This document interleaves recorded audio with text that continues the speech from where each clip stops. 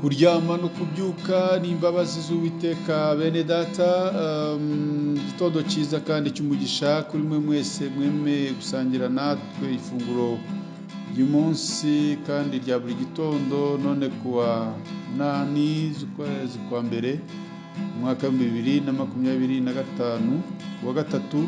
Insanganyamatsiko y'ifunguro ry'uyu munsi iragira iti nushyira Yesu Kristo mu byawe byose bizaba amahoro. Nushyira Yesu Kristo mu byawe byose bizaba amahoro. Mbere yuko dusoma ijambo ry'Imana, reka mbanze mbaririmbire indirimbo ya 8 mu ndirimbo zo gushimisha igira iti izina rya Yesu turaryubaha.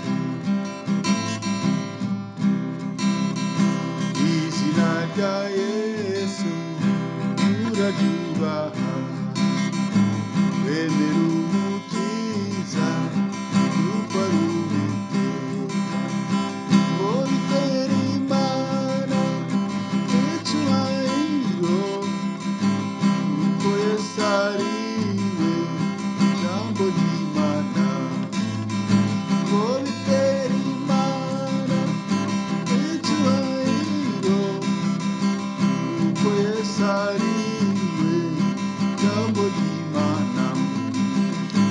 Yesu ni we jambo ryaremye isi n'umunsi n'ijuru n'izuba n'ukwezi, inyamaswa nazo n'ibiguruka n'umuntu w'ishusho y'Uwiteka se, n'inyamaswa nazo n'ibiguruka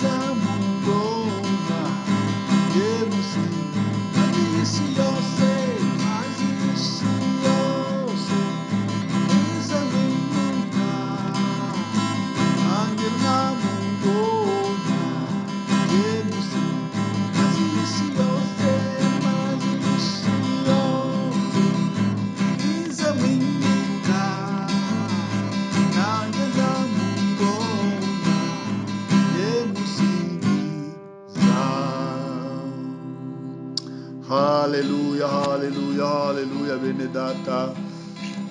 Uyu mwami wacu Yesu Kristo tugomba kumwimika mu mitima yacu kuko yanesheje kandi atsemba ibyaha, yahawe ubutware ngo adutsindire wa mubisha Satani. Niyo dukwiriye kujya duhora twiringira, niwe uzajya atuneshereza. Reka dusome ijambo ry'Imana mu gitabo cyo Kuva ibice 15 duhere ku murongo wa 22 tugeze kuri 26. Haravuga ngo Imana ikiza amazi y'Imara. Mose agendesha Abisirayeli bakomeza urugendo bava ku nyanja itukura bajya mu butayu bw'Ishuri, bagenda iminsi 3 mu butayu babura amazi. Bageze Imara ntibabasha kunywa amazi y'Imara kuko yaruraga. Nicyo cyatumye hitwa Mara. Abantu bitutumbera Mose bati, turanywa iki?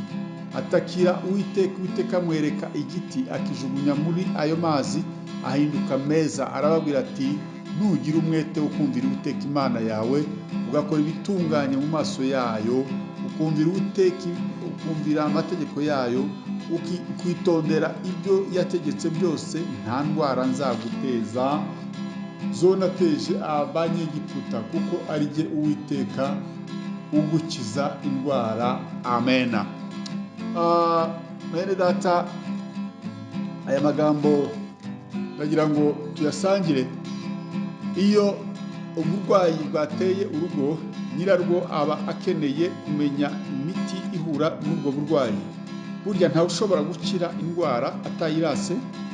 Nawe rero ushobora kuba ufite ikibazo cyangwa se icyifuzo nk'uko aba Bisirayeli bari bafite ikibazo rwose cy'amazi mabi, amazi ateye ikibazo, ariko barangije batakambira Imana, batakambira Mose kugira ngo abingingire Imana ibashe kugira icyo ikora, kuko bageze Imara amazi yaho yararuraga cyane. Nicyo cyari ikibazo, kandi mu butayu nta handi bashoboraga kubona andi mazi. Ariko Imana itabura uko igenza abayo, niko kubwira Mose ngo fata icyo giti unagemo amazi, araba mazima meza babashe kunywa. Iyo ufite nawe icyifuzo umaranye iminsi, iyo utakiye Uwiteka azakubwira icyo gukora, azaguha igisubizo, azakumvira ubusa. Yemwe abantu bashobora kukumvira ubusa, bashobora yewe no kwanga kukwitaba mu gihe uri mu ngorane, mu gihe uwatabaje. Ariko Imana yacu yo iyo tuyitabaje, byanga byakunda iratwitaba iyo tuyitabaje, kandi ikadukemurira ibibazo by'ingutu tuba twahezemo cyangwa se bitwugarije. Iyumvire Abisirayeli nawe ukuntu byari bimeze ku nyanja itukura. Yabanye nabo ku nyanja itukura ni ya yindi, ntabwo yahindutse, iracyakora.